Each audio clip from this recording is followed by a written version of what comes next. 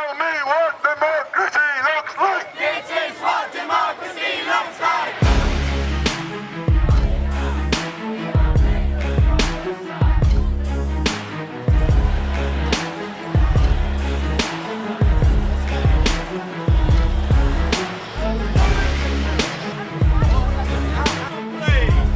Step onto the pavement, please! Tell me what democracy looks like! This is what democracy looks like! Whose streets? Our streets! Whose planet? Our planet! Whose future?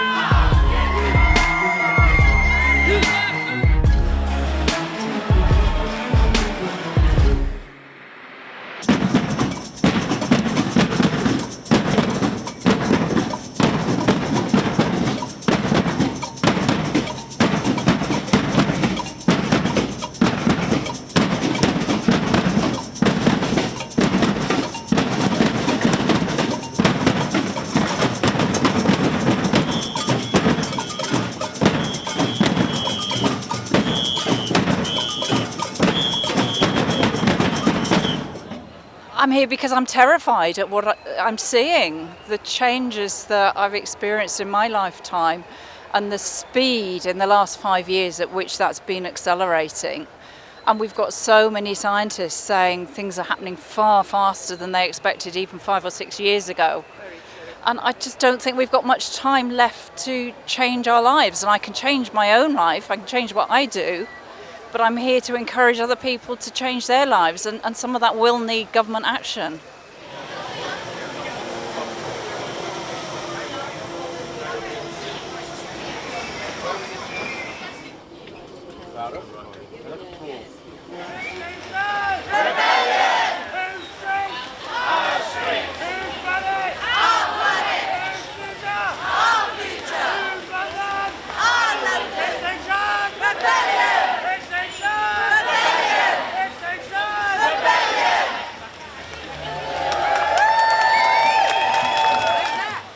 We need carbon budgeting, so we need individuals to be forced to limit what they use because so many people seem unaware of the implications of what they're doing. And BBC aren't leading on this. There needs to be more information to help people make changes.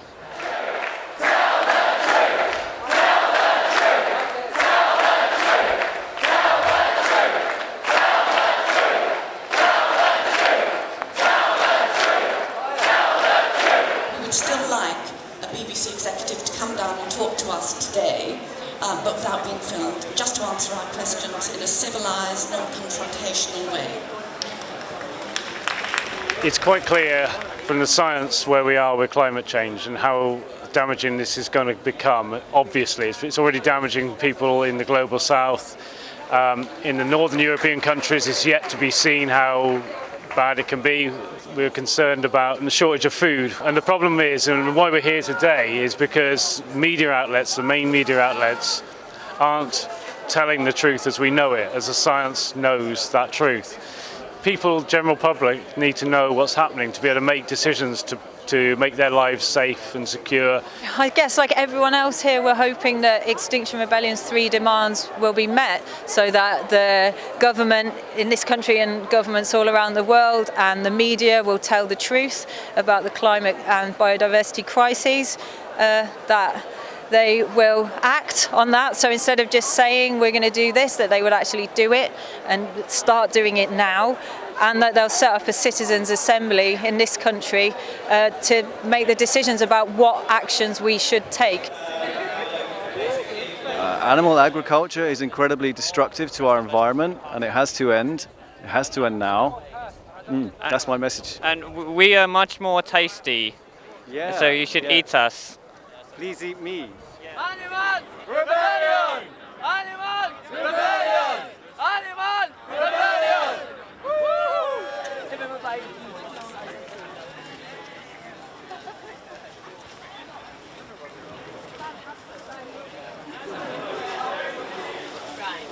Yeah, she just like.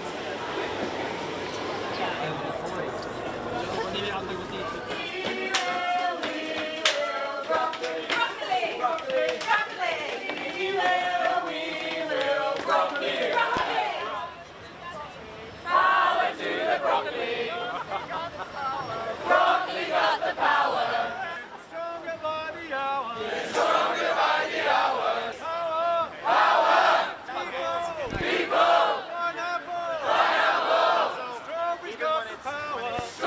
So we're going to be going in and out of the intersection, just blocking cars, each round of cars for a little bit, having our dance party, and then clearing out. Oh, okay, it looks like the police are surrounding us, so that's interesting. Okay, we'll have a quick powwow up here. The conditions are very, very clear. People have to be in Trafalgar Square.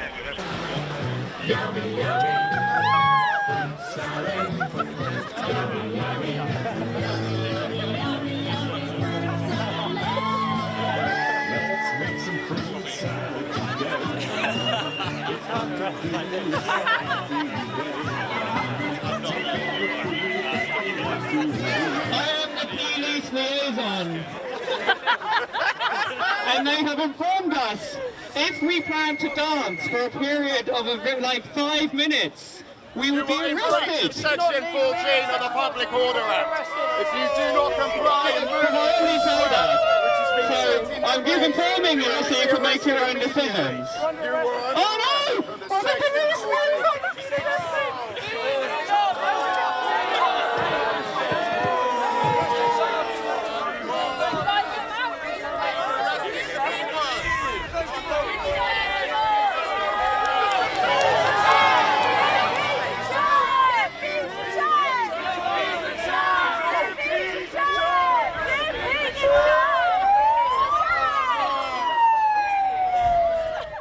The police!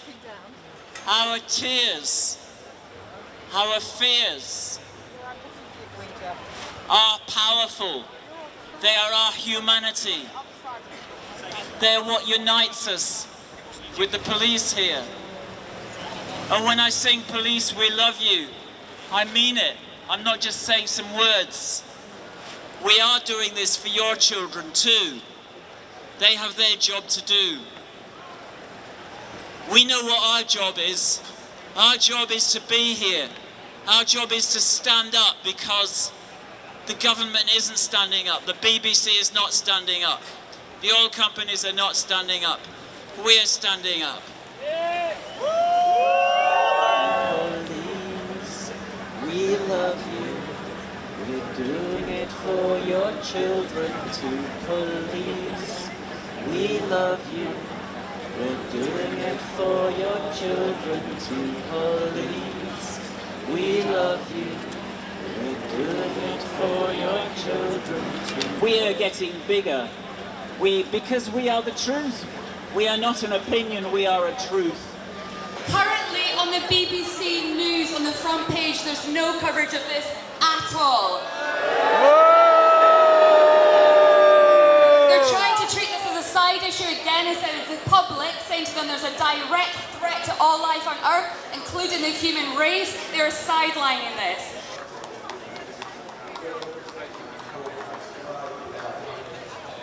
So we decided we wanted to highlight the crisis in biodiversity, and so we have made some giant animal heads, and they're all animals that are either extinct already or endangered.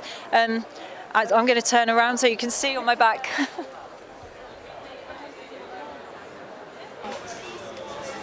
So I'm here today, just finished my biology degree. So I've spent 4 years basically studying how we're destroying our planet and all of the species extinctions and ecosystem collapses going on around the world. I've been studying the impacts that that has on humanity. And essentially all of my professors keep saying, we know this is happening and no one's doing anything. And so my university degree has been 4 years of grief and frustration that nothing is changing, and it feels so amazing to be here and actually take all of that grief and frustration and put it into something productive. I'm incredibly worried about the climate change that's going on at the moment, and when I think about having kids, it terrifies me. Why don't we go round? This is the grief resistance march, so it's like death themed, which I thought would maybe like be a bit negative, but actually it's quite good to like try and scare people into taking action, I think, because it is really scary. It's a grief march because the Earth is in complete crisis, and it's basically like the idea that Earth is dying and we need to save it. and there's not going to be life if we don't, and we don't do it fast. So People gonna rise like water, turn this system round. In the words of my great-granddaughter, climate justice now.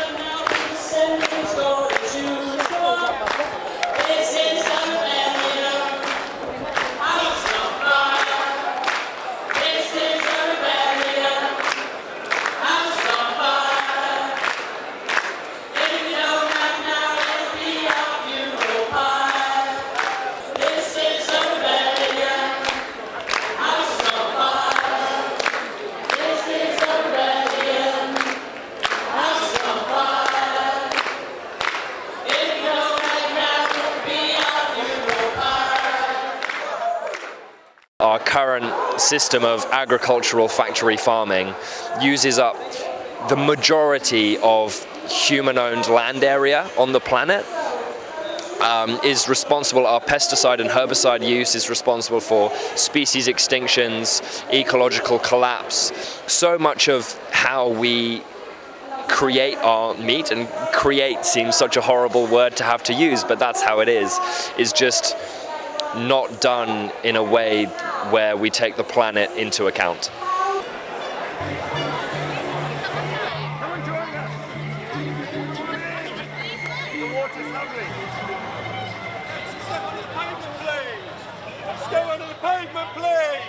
Step onto the pavement, please.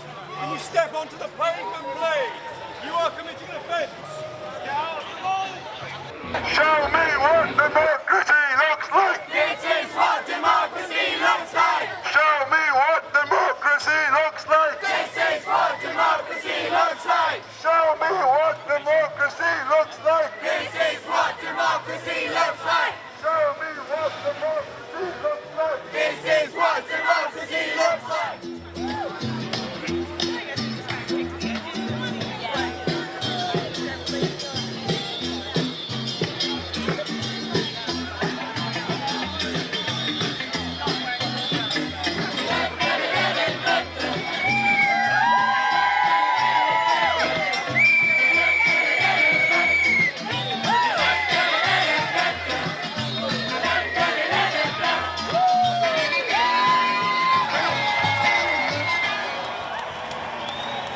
I'm from farms, not factories.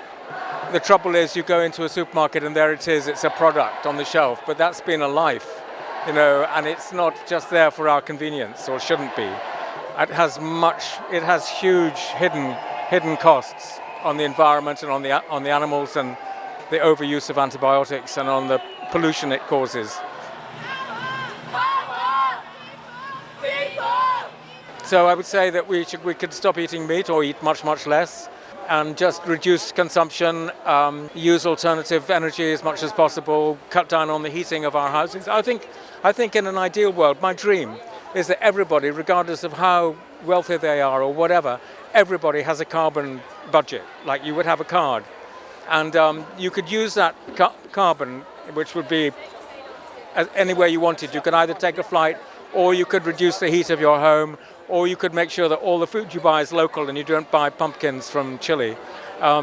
So you could choose, but each person would have a limit on the amount of carbon that they can emit in their daily lives. And if you had a surplus at the end of the year, that's it. That's your choice. But there's no way that you should be able to trade it with someone who's rich. I think the problem is with all these movements is that, you know, what we all need to do, we have to do together, regardless if you're rich or not. And typically what happens is, you know, they just put the price up of aeroplanes or something, or, you know, damaging, polluting behavior. But then if wealthy people just carry on as usual, I mean, we have to stop that, you know.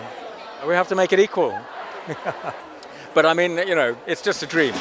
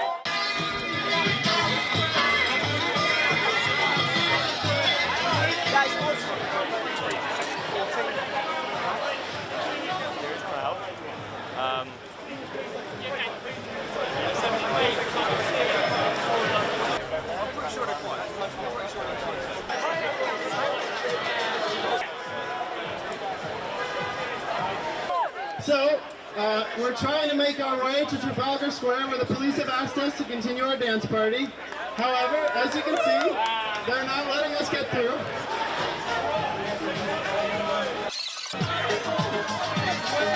We're here because we think, a plant-based food system will bring us a brighter future, and we're trying to carry that brightness with us. And the police here, the police with the backing of the state, is clearly not willing to hear that. They have arrested at least 2 people, and they are claiming that the only place we're allowed to protest is at Trafalgar Square, which seems like an interesting enforcement of protests and completely defeats the purpose of protest, which is to bring a message to society. At the moment, they're now escorting people away slowly, one by one, in order to dispel the protests. They're starting to let us leave. I was actually talking to one of the police officers when they were holding me for a little bit. He said, you can peacefully protest legally, and the thing is that's not working, right? The climate activists, animal rights activists have been protesting peacefully or within certain conditions for quite a long time. And what we've realized with other social justice movements is when we escalate, when we do incorporate civil disobedience, we get more attention, our voices are more heard, and hopefully in turn the government will finally listen.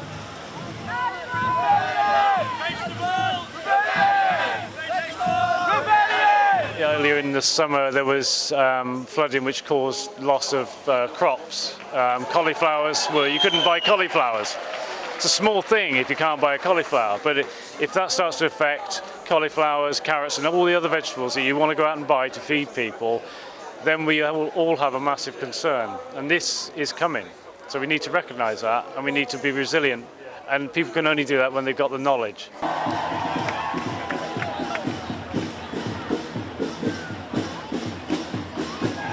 Inform yourself. If you join together with other people, that's really empowering, because as you inform yourself about the crisis we're facing, that can be really distressing, that can be really dispiriting. And I think a lot of people are in denial because it's so frightening. So if you join together with other people, other like-minded people, then that actually is more empowering. You can feel supported. You can feel that it is possible to do something. There is some hope.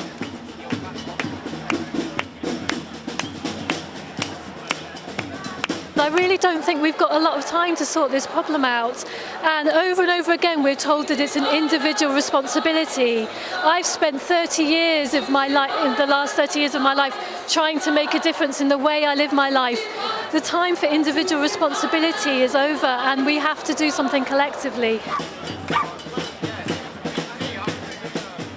It's kind of hard for one person to change things. We need to do it together through institutions, the government institutions, telling us what we can do, how we can do it. If we pull together, we can do it. This is home, where I belong. In this breath, in this heart. This is home, where I belong. People have been campaigning on the climate and it hasn't worked, so more drastic action must be taken.